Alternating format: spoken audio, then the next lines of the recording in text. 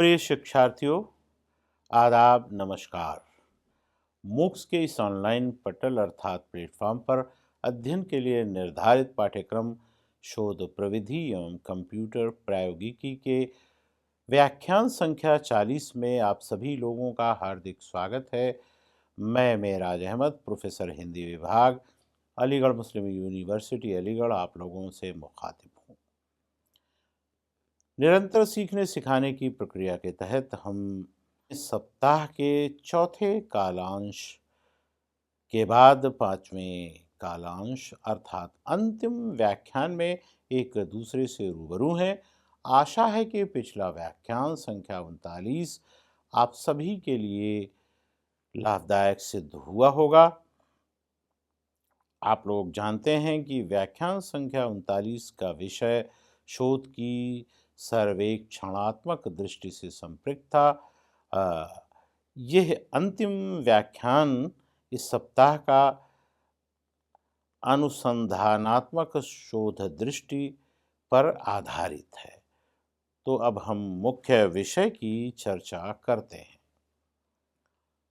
शोध केवल तथ्यों को एकत्रित करना नहीं, बल्कि यह किसी विषय की गहराई में जाकर नवीन ज्ञान की उत्पत्ति और पुराने ज्ञान के परिमार्जन की एक सुव्यवस्थित प्रक्रिया है। अनुसंधानात्मक दृष्टि इसी प्रक्रिया की आत्मा है। तो इसके अर्थ पर अगर हम गौर करें तो हम देख सकते हैं कि अनुसंधानात्मक दृष्टि का शाब्दिक अर्थ है पुनः खोज करने वाली दृष्टि। यह एक ऐसी मानसिक स्थिति है जिसमें शोधकर्ता किसी भी घटना को ऊपर से देखने के बजाय उसके मूल कारणों की पड़ताल करता है। यह साधारण अवलोकन से अलग होती है। इसमें जिज्ञासा, तटस्थता और वैज्ञानिकता का मिश्रण होता है। दरअसल अनुसंधानात्मक दृष्टि वह चश्मा है जिससे देखने पर एक सामान्य घटना भी गहन विश्लेषण और नई संभावनाओं का द्वार बन जाती है और इससे हमें वैज्ञानिक और तार्किक नजरिया प्राप्त होता है जो कि क्या के साथ साथ क्यों और कैसे पर बल देता है। आशय के संदर्भ में उल्लेखनीय ये है कि इस दृष्टि का आधार संदेह है और जिज्ञासा। पहले संदेह उत्पन्न होता है, तभी जिज्ञासा जन्म लेती है। शोधकर्ता स्थापित मान्यताओं को बिना तर्क के स्वीकार नहीं करता। वो प्रश्न करता है कि वर्तमान स्थिति ऐसी क्यों है, क्या इसमें बदलाव की गुंजाइश है। फिर वो वस्तुनिष्ठता और तटस्थता के साथ कार्य करता है, यानी अपने व्यक्तिगत पूर्वग्रहों, भावनाओं और पूरे धारणाओं से मुक्त होकर विषय का अध्ययन करता है या उसे करना चाहिए। वो वही देखे जो वास्तव में है, ना कि वह देखना, यानी शोधकर्ता देखना चाहता है।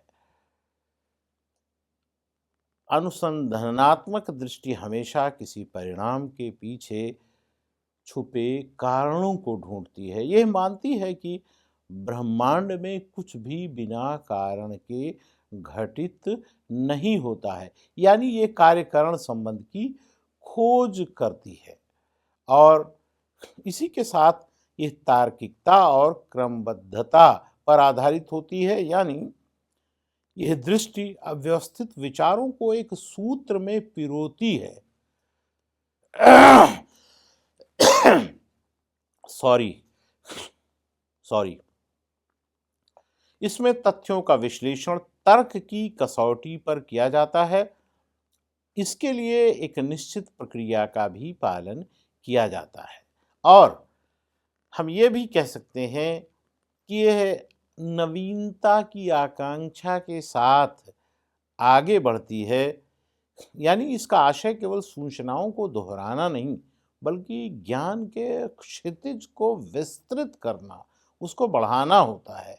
यह दृष्टि पुराने सिद्धांतों की प्रासंगिकता की जांच करती है और नए तथ्यों का उद्घाटन करती है। सामान्य अनुसंधानात्मक दृष्टिकोण सतही और प्रत्यक्ष होता है। इसके विपरीत इस दृष्टि का जो गुण है वो ये है कि ये गहन और विश्लेषणात्मक होती है। सामान्य रूप से विविध दृष्टिकोणों में विश्वास और परंपराओं का भी महत्व होता है, जबकि ये शुद्ध रूप से साक्ष्य और प्रमाणों पर आधारित होती है। उद्देश्यों की जानकारी प्राप्त करने के बजाय यह ज्ञान का सृजन और शोधन को आधार बनाती है। इसकी जो प्रक्रिया है वो औपचारिक और वैज्ञानिक होती है। संक्षेप में हम कह सकते हैं कि शोध की यह दृष्टि सत्य की निरंतर खोज है। यानी इसका आशय जो है वो है सत्य की निरंतर खोज करना। इसके लिए इसके द्वारा शोधकर्ता को दिशा प्राप्त होती है, जिसके द्वारा वो सूचनाओं के अंबार से, उसके ढेर से काम के तथ्यों को चुनता है और फिर निष्कर्ष तक पहुंचता है। बिना इस दृष्टि के शोध मात्र यांत्रिक लेखन बन करके रह जाता है।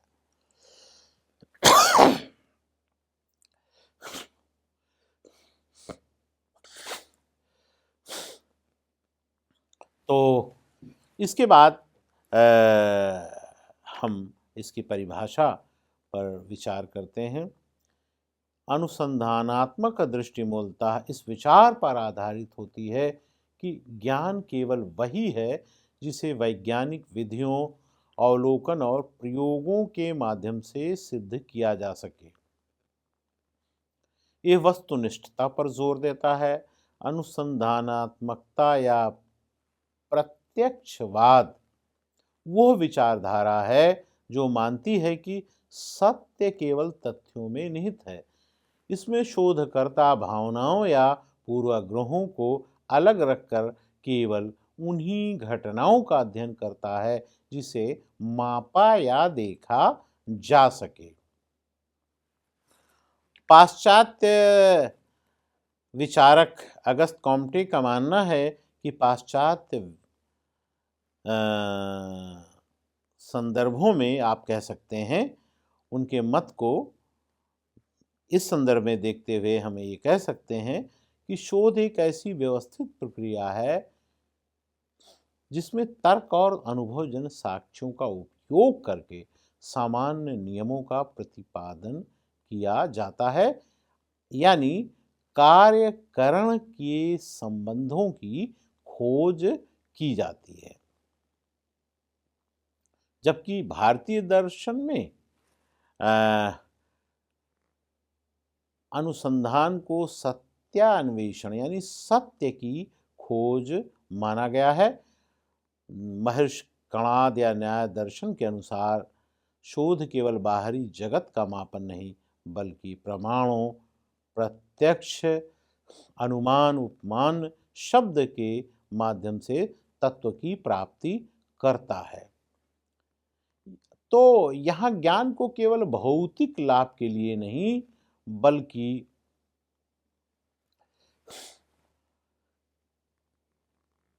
आध्यात्मिकता के संदर्भ में भी हम लागू करके देखते हैं। यह आंतरिक संदर्भों को समझने के साधन के रूप में भी लक्षित किया जा सकता है।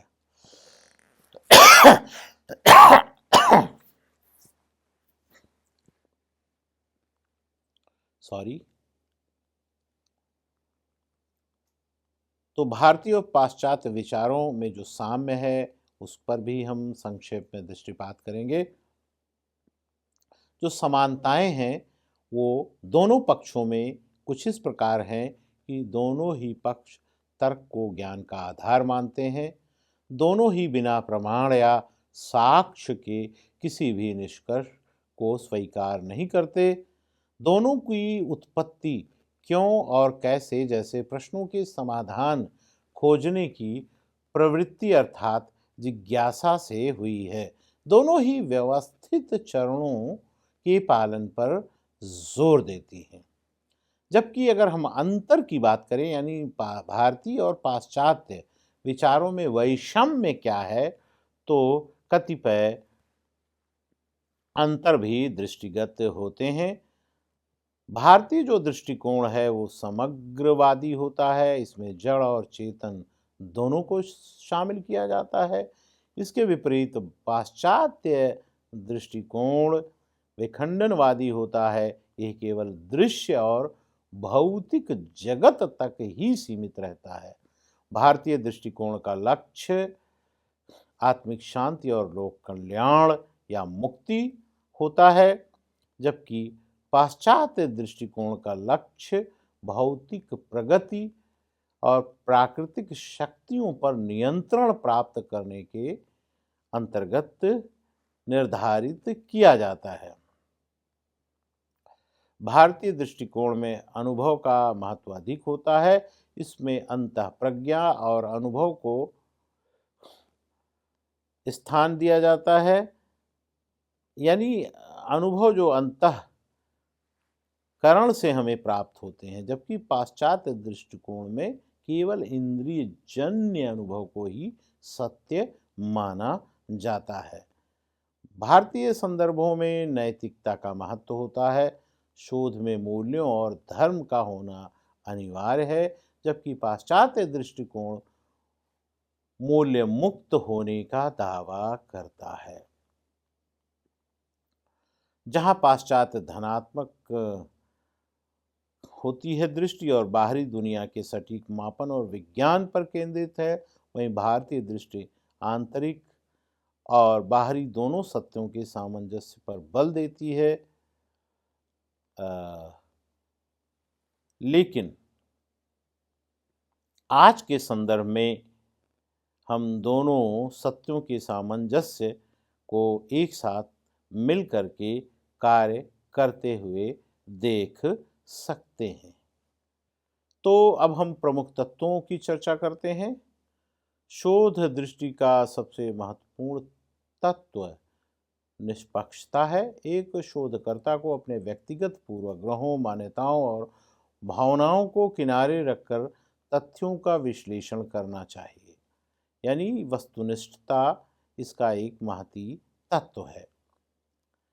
यह सुनिश्चित करता है कि शोध के परिणाम सत्य के करीब हो, ना कि शोधकर्ता की इच्छा के अनुसार हो। और दूसरा तत्व वैज्ञानिक दृष्टिकोण है। शोध पूरी तरह से तर्क और प्रमाणों पर आधारित होना चाहिए। इसमें क्यों और कैसे जैसे प्रश्नों का गहन मंथन किया जाता है।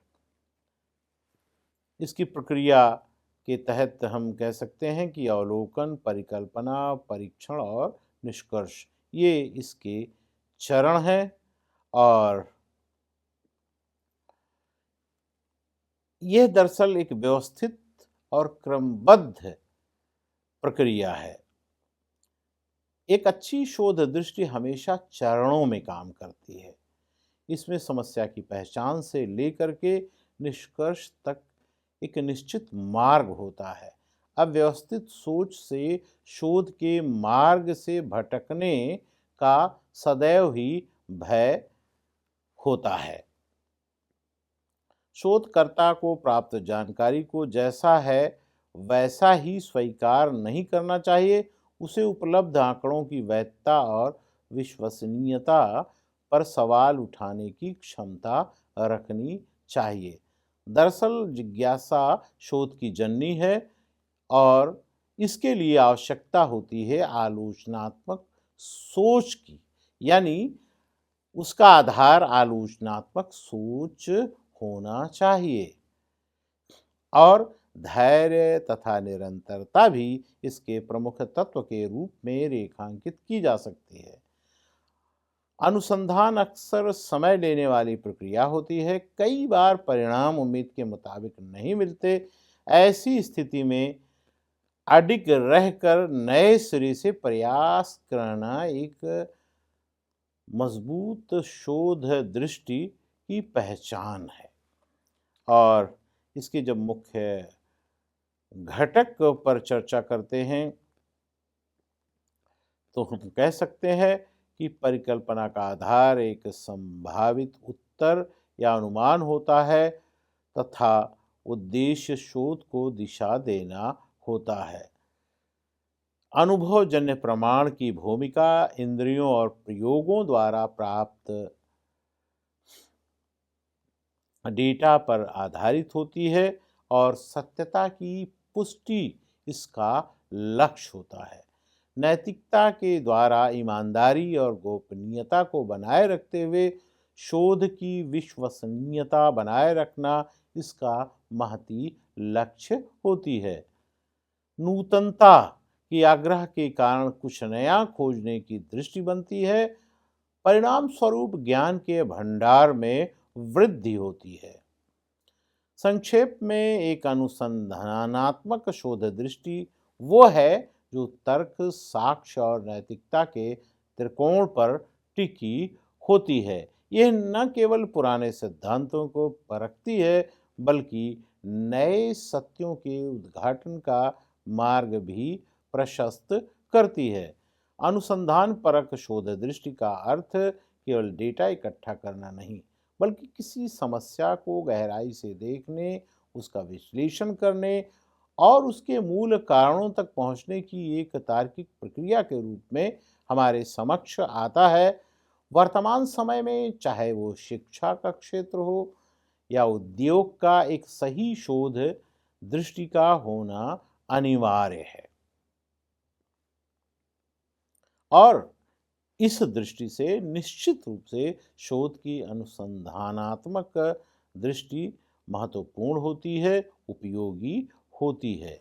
अब इसके महत्व को अगर हम देखें तो हम कह सकते हैं कि यह दृष्टि व्यक्ति को सतही ज्ञान से ऊपर उठाकर गहन चिंतन की ओर ले जाती है। और इसी संदर्भ में हम कह सकते हैं कि ये हमें व्यक्तिगत विचार पूर्वाग्रहों से मुक्त होकर तथ्यों को उनके वास्तविक रूप में देखने की, समझने की क्षमता प्रदान करती है। शोध दृष्टि किसी भी दावे को बिना प्रमाण के स्वीकार नहीं करती है, यानी यह तार्किक स्पष्टता की मांग करती है। क्योंकि ऐसा इसलिए है, क्या, क्यों और कैसे जैसे प्रश्न इसके आधार होते हैं। जब हम चीज़ों को एक खोजी नज़रिए से देखते हैं तभी नए विचारों और नई तकनीकों का जन्म होता है, यानी हम नवाचार के संदर्भ में इसके महत्व को रेखांकित कर सकते हैं। इसके साथ साथ ही समस्या के समाधान में भी महती भूमिका निभाती है। यह जटिल समस्याओं को छोटे छोटे टुकड़ों में बांटकर उनके प्रभावी समाधान खोजने में मदद करती है। और हम ये कह सकते हैं कि यह दृष्टि केवल प्रयोगशालाओं तक सीमित नहीं बल्कि जीवन के प्रत्येक क्षेत्र में इसकी भूमिका होती है। यही कारण है कि नीति निर्धारण और निर्णय लेने की क्षमता दोनों धरातल पर ये प्रभावशाली होती है। सरकार और संगठन जब भी कोई नई नीति बनाते हैं तो वे शोध डेटा का सहारा लेते हैं। एक शोधपरक दृष्टि ये सुनिश्चित करती है कि निर्णय भावनात्मक न होकर के तथ्यों पर आधारित होना चाहिए। इसी के साथ साथ ये पुराने सिद्धांतों की समीक्षा करती है और समय के अनुसार क्या सुधार होना चाहिए, यह शोध दृष्टि तय करती है और ये कहा जा सकता है कि इसके बिना ये संभव भी नहीं है। ये समाज के अंधविश्वासों से दूर हमें यानी सामान्य जन को, शोधार्थी को वैज्ञानिक चेतना की ओर ले जाती है। सामाजिक समस्याओं जैसे गरीबी, बेरोजगारी, भेदभाव, भ्रष्टाचार इत्यादि के मूल कारणों को समझने के लिए इस दृष्टि का महत्वपूर्ण रूप से उपयोग होता है और यह प्राप्त परिणामों के द्वारा ऐसी योजनाएं बनाती हैं जिसके द्वारा हम उन समस्याओं से मुक्ति पा सकते हैं। यानी इसकी भूमिका सामाजिक सुधार के संदर्भ में भी रेखांकित की जा सकती है। शैक्षणिक विकास में भी ये उपयोगी होती है। विद्यार्थियों और शिक्षकों में यदि शोध दृष्टि विकसित होती है तो वे रटने की प्रवृत्ति को छोड़कर आलोचनात्मक नज़रिए से अध्ययन करते हैं। विज्ञान के क्षेत्र में नई दवाओं और तकनीकों की खोज करती है। व्यवसाय के क्षेत्र में बाजार के रुझानों और नए बाजारों को समझने में मदद करती है। इतिहास के अतीत के घटनाक्रम का निष्पक्ष रूप से विश्लेषण करती है। शिक्षा क्षेत्र में नई शिक्षण विधियों में सुधार लाती है, नवाचार की तरफ ले जाती है। वस्तुतः अनुसंधानात्मक शोध दृष्टि वो मशाल है जो अनिश्चितता के अंधेरे में तथ्यों का मार्ग प्रशस्त करती है। यह न केवल व्यक्तिगत विकास के लिए बल्कि राष्ट्र के सर्वांगीण विकास के लिए एक अनिवार्य कौशल है। तो अंत में हम हिंदी भाषा और साहित्य में अनुसंधानात्मक शोध दृष्टि के संदर्भ में संक्षेप में विचार करेंगे। हिंदी भाषा और साहित्य में अनुसंधानात्मक शोध दृष्टि केवल तथ्यों को इकट्ठा करना नहीं बल्कि साहित्य के भीतर छिपे नए अर्थों, सामाजिक सरोकारों और भाषा की यानी भाषाई बारीकियों को वैज्ञानिक ढंग से खोजने की एक प्रक्रिया है। हिंदी में इसको समझने के लिए यानी अनुसंधानात्मक दृष्टि को समझने के लिए हम देखते हैं कि यह साहित्य में शोध का जो अर्थ होता है पुनः खोजना, उसमें ये बहुत अधिक महत्वपूर्ण रूप से अपनी भूमिका निभाती है और शोधार्थी को व्यक्तिगत पूर्वाग्रहों से मुक्त होकर के साहित्य का मूल्यांकन करने में मदद करती है। पुरानी रचनाओं को नए सिद्धांतों जैसे दलित विमर्श, स्त्री विमर्श, पारिस्थितिकी विमर्श के आलोक में परखती है, यानी ये नए आयामों की खोज करती है। साथ ही ये पांडुलिपियों के पाठ लोचन के माध्यम से रचना के मूल और शुद्ध रूप को लोगों तक प्रस्तुत करने में सहायता करती है। यानी कहने का आशय ये है कि ये प्रामाणिकता की रक्षा में सहायक होती है। साहित्य समाज का दर्पण है। शोध दृष्टि ये समझने में मदद करती है कि समय के साथ भाषाई और सांस्कृतिक बदलाव कैसे आए हैं, यानी ये सांस्कृतिक चेतना से भी जुड़ी हुई होती है और इसकी उपयोगिता जो है वो बहुआयामी है। यानी हिंदी साहित्य के क्षेत्र में इतिहास का जो पुनर्लेखन है उसमें मदद करती है। जैसे जैसे नए तथ्य मिलते हैं, इतिहास की सीमाओं में विस्तार होता है, वैसे वैसे ये अपना कार्य करती है। उदाहरण के रूप में अगर हम देखें तो राहुल सांकृत्यायन द्वारा सिद्ध साहित्य की खोज ने हिंदी साहित्य के आदिकाल को नया विस्तार दिया।